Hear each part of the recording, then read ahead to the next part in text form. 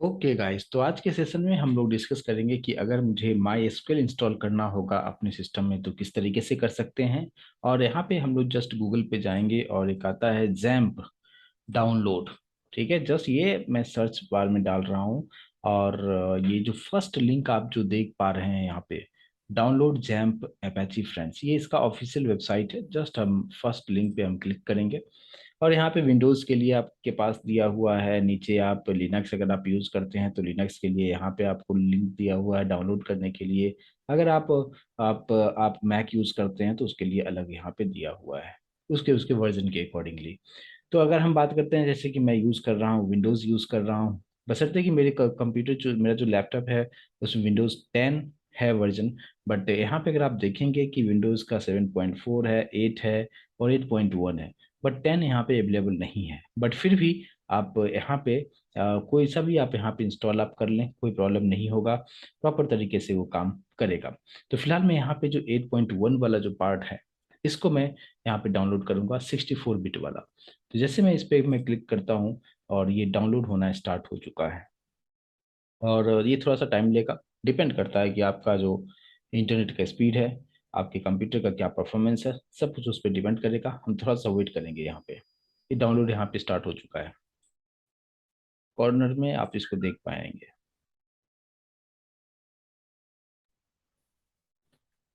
तो ये जैसे ये जो इसका इंस्टॉलर है, ये जैसे डाउनलोड हो जाता है, बस इसको सिंपली डबल क्लिक करते करते इसको नेक्स्ट नेक्स्ट करेंगे और बस ये इंस्टॉल हो जाएगा।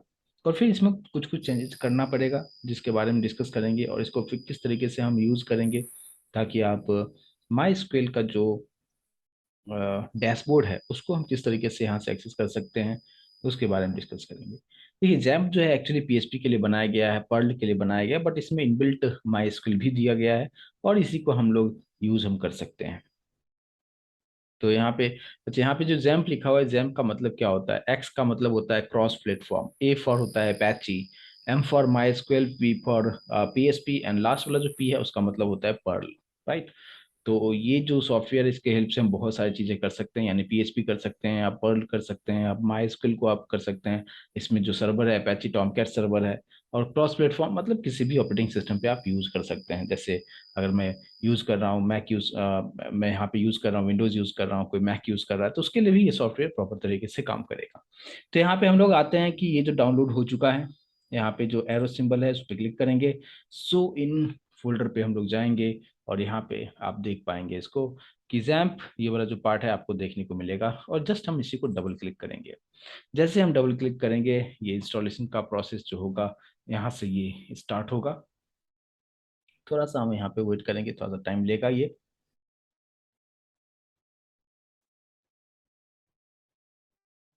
और ये जो भी डाउनलोड होके आएगा, ये आपका जो डाउनलोड फोल्डर होता है उसी में जाता है। फिर आपके पास ये एक मैसेज आएगा, तो यहाँ पे सिंपली आप यस आप कर दें। और यस करने के बाद जो है ये थोड़ा सा यहाँ पे प्रोसेस में थोड़ा सा वक्त लेगा, बट जल्दी ही कंप्लीट हो जाएगा ये प्रोसेस। थोड़ा सा हम वेट करते हैं। चलिए, तो यहाँ पे कुछ ऑप्शंस आपको देखने को मिलेगा। और यहाँ पे आपको दिखा रहा है क्या इम्पोर्टेंट में क्या है, because an activated user account UAC on your system, some function of XAMPP are positively possibly restricted with UAC, avoid install XAMPP. फिर भी आप यहाँ पे और डीएक्टिवेट यूएसी मिसिंग, ओके यहाँ पे आप कीजिए, कोई इशू नहीं है। और अगर उस तरीके का मैसेज आता है, ओके कर दीजिए, कोई प्रॉब्लम नहीं है। इसके बाद यहाँ पे आएगा कि आप यहाँ पे इसको नेक्स्ट कीजिए। और यहाँ पे जितने भी ऑप्शन है सभी को आप टिक करके रखिए, कोई प्रॉब्लम नहीं है। ज़्यादा स्पेस उतना लेता नहीं है कि आपको कुछ भी मतलब ज़्यादा स्पेस की बात नहीं है।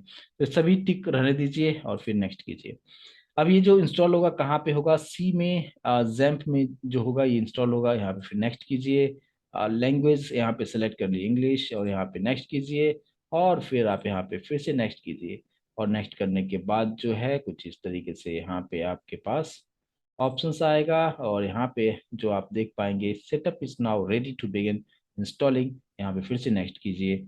और ये इंस्टॉलेशन का प्रोसेस जो है ये स्टार्ट हो चुका है।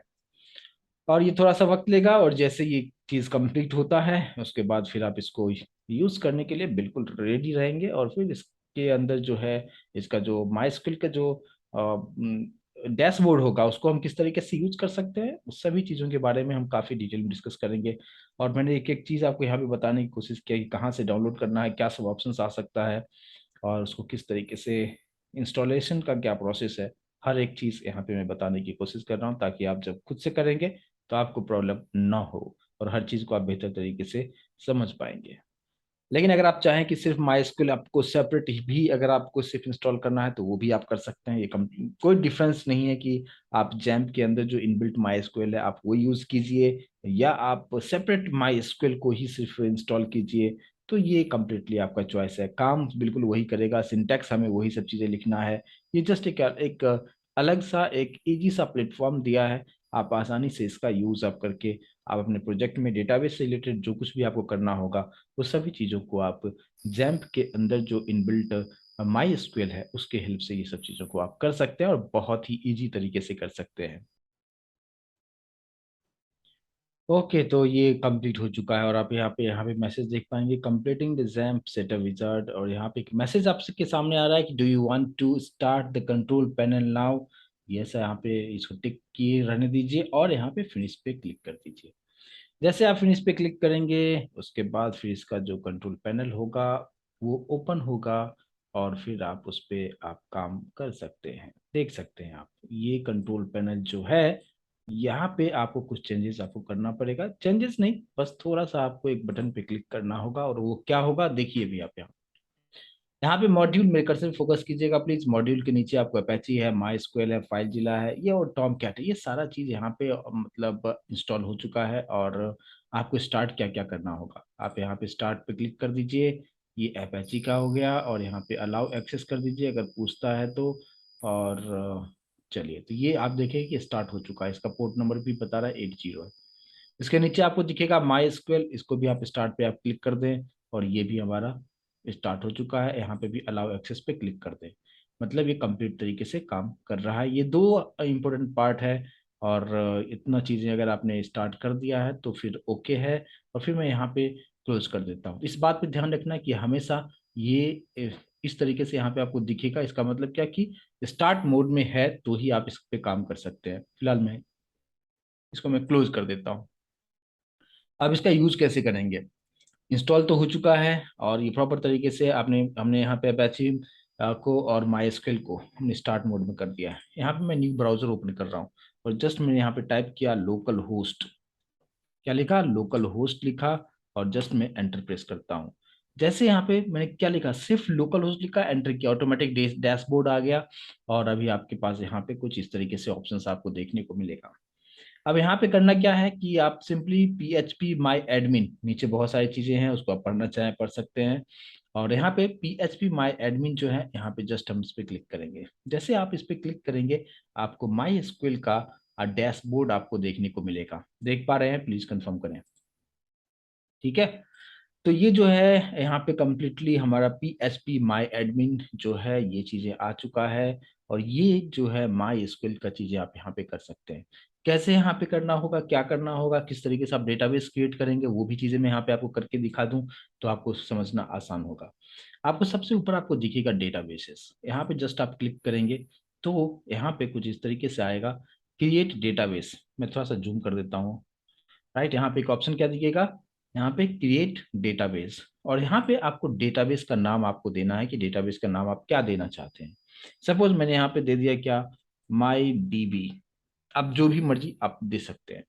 और उसके बाद बस इतना मैं सिर्फ नाम लिखा है, और यह ये जो आप क्रिएट जो बटन है जस्ट इस पे आप क्लिक कर दें और जस्ट आप यहाँ पे देख पाएंगे क्या कि माई डीबी बन चुका है। इस तरफ ये डेटाबेस का लिस्ट है, पहले से कुछ ऑटोमेटिक वो बना के आपको दिया है, लेकिन मैंने खुद से जो बनाया वो है माई डीबी। आप देख पाएंगे इंफॉर्मेशन स्कीमा के जस्ट नीचे माई डीबी जो मैंने अभी जस्ट क्रिएट किया आपके सामने में वो यहाँ पे बन चुका है। लेकिन अगर आप देखेंगे कि जितने भी पहले से बना हुआ है सब में प्लस प्लस प्लस आपको दिखेगा, बट मैंने जो अभी आपके सामने जो क्रिएट किया माई डीबी उससे जस्ट पहले आपको माइनस दिखेगा। इट मीन्स क्या कि इसके अंदर में कोई भी चीजें नहीं है। जैसे आप यहाँ पे माई माई स्क्वेल अगर आप देखेंगे, इसको मैं एक्सपेंड करता हूँ तो इसके अंदर में दिखा रहा है कि टेबल्स है, व्यूज है, बहुत सारी चीजें आपको दिखा रहा है, लेकिन यहाँ पे कोई भी चीजें नहीं है। तो हमें क्या करना होगा, इसके अंदर हमें टेबल क्रिएट करना पड़ेगा। कि डेटाबेस का मतलब क्या, डेटाबेस के अंदर आप कुछ टेबल आप बनाएंगे, टेबल के अंदर में रो होगा, उसके अंदर में कॉलम्स होंगे, राइट।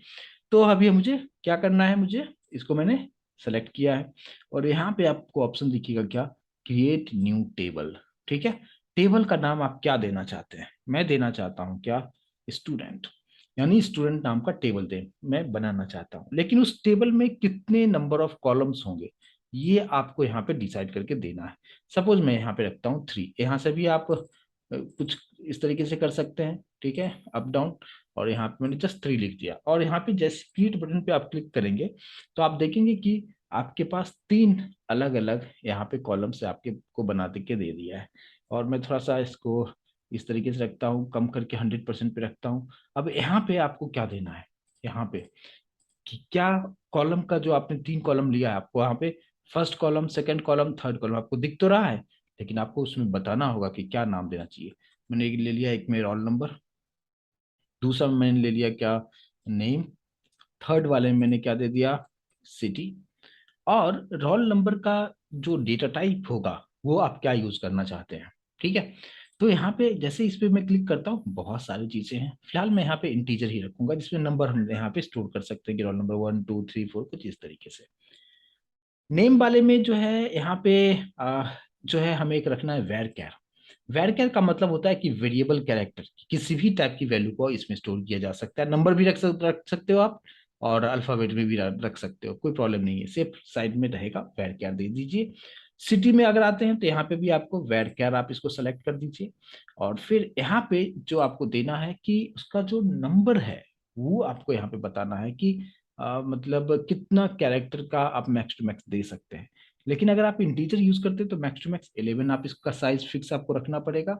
और इसके बाद जो है आप यहाँ पे जो आप चीजें करेंगे वो बाकी जो है, जैसे हमने वेरकेर यूज किया, ये कंप्लीटली आप पे डिपेंड करता है आप कितना देते हैं। मैंने यहाँ पे 44 दे दिया कुछ इस तरीके से, ठीक है। अब यहाँ पे अगर आप देखेंगे तो बहुत सारी चीजें हैं, लेकिन मैं इसमें कुछ भी, हमें यहाँ पे कुछ भी नहीं करूंगा। और अगर यहाँ पे मैं थोड़ा सा नीचे आता हूँ और थोड़ा सा मैं इस चीज को थोड़ा सा और मैं यहाँ पे मिनिमाइज करता हूँ ताकि आप अच्छी तरीके से देख पाए। देखिए यहाँ पे नेम तो आपको समझ में आ गया, टाइप भी समझ में आ गया। यहाँ पे देखो लेंथ जिसके बारे में मैंने बताया कि 11 है, 44 मैंने यहाँ पे दे दिया है। यानी 44 देने का मतलब क्या, कि जो आप नेम अगर आप देते हैं, यूजर ये इनपुट देता है यहाँ पे, तो नेम में टोटल जो नंबर ऑफ कैरेक्टर होगा वो 44 से एक्सीड नहीं करना चाहिए, बस ये मेरा कहने का मतलब था। डिफॉल्ट में हम कुछ नहीं रखेंगे, और यहाँ पे आपको एक दिखेगा इंडेक्स, यहाँ पे इसको टिक कीजिए।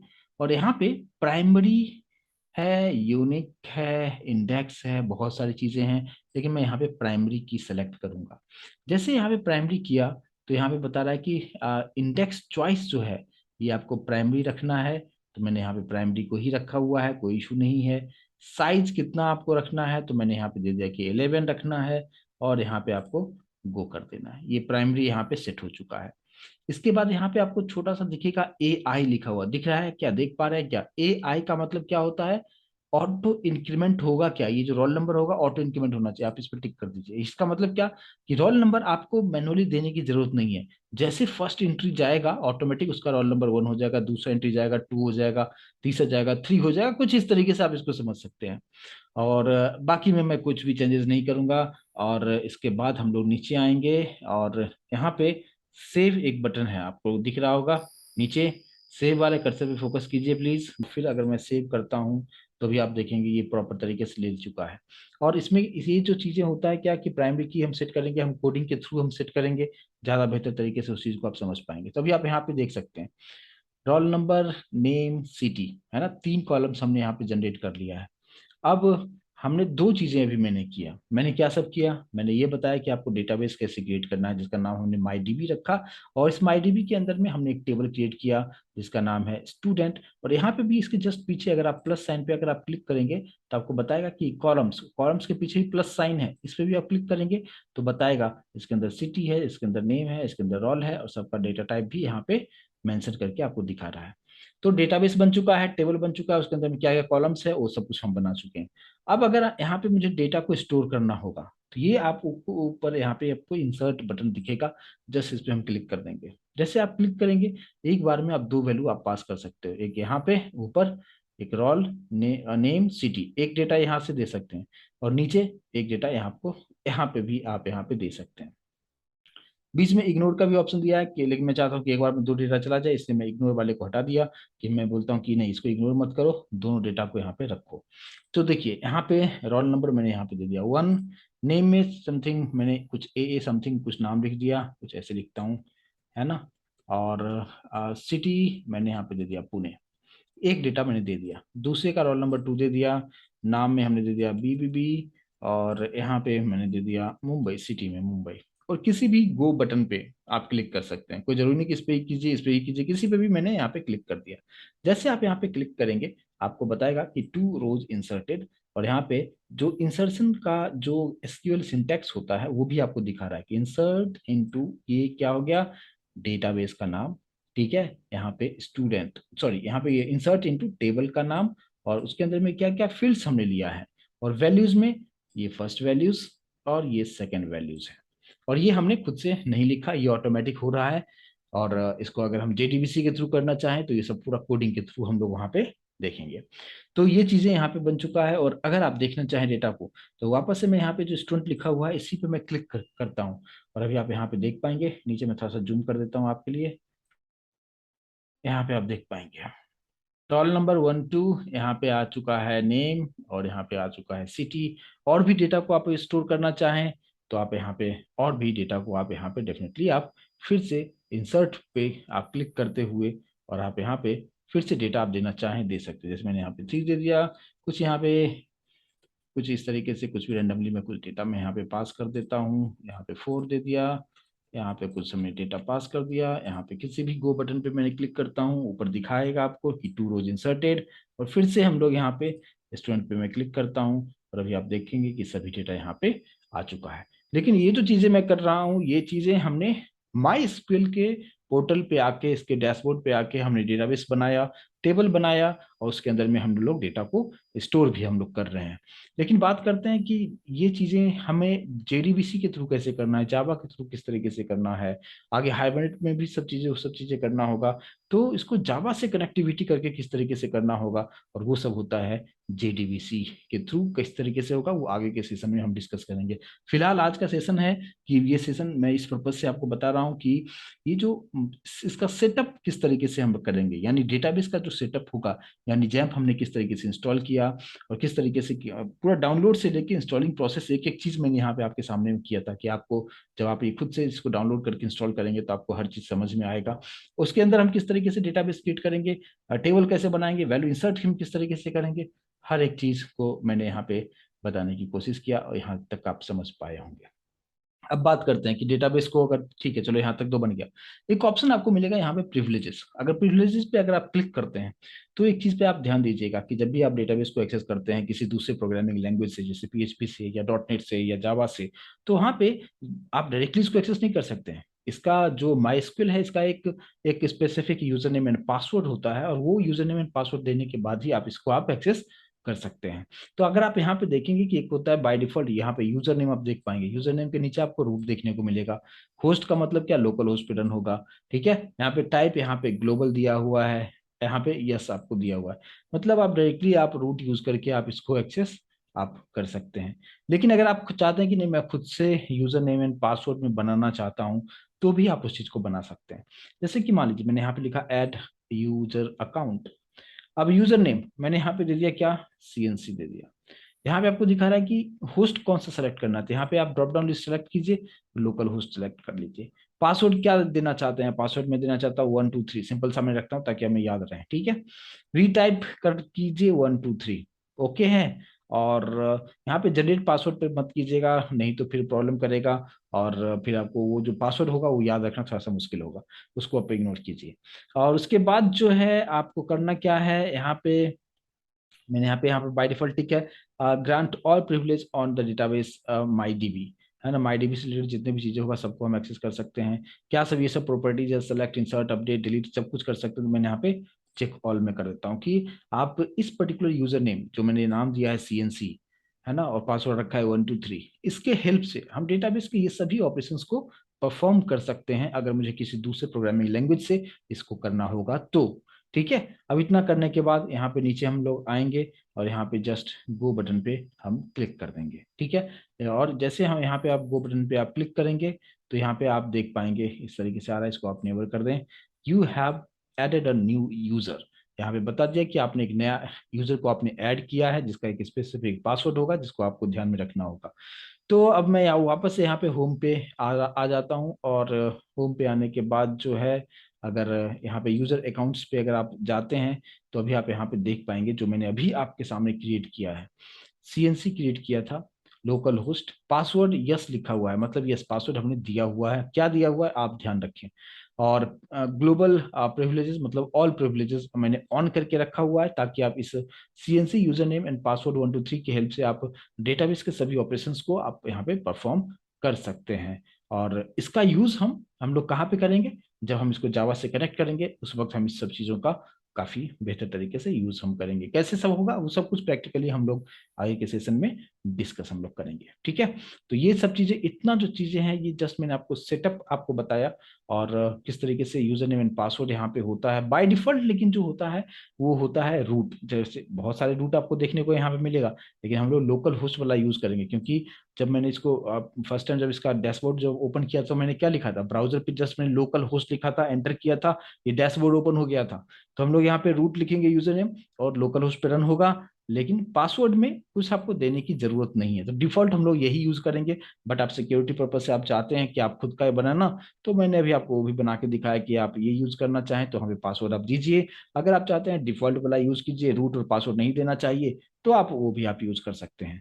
तो जैसा भी आपको यूज करना होगा आप कर सकते हैं, मैं डिफॉल्ट वाला यूज करता हूँ, हम इसको कर सकते हैं। ठीक है, तो ये कंप्लीट मैंने एक सेशन आपको बताया कि पीएचपी माई एडमिन यानी जो हमारे पास जैम्प सॉफ्टवेयर होता है उसको कैसे इंस्टॉल करना है, डाउनलोड करना है, कैसे इंस्टॉल करना है, उसके अंदर आप डाउनलोड करने के बाद उसका डैशबोर्ड कैसे ओपन करेंगे, जस्ट ब्राउजर पे आपको लिखना है लोकल होस्ट और ये सब चीजें एंटर करेंगे आ जाएगा।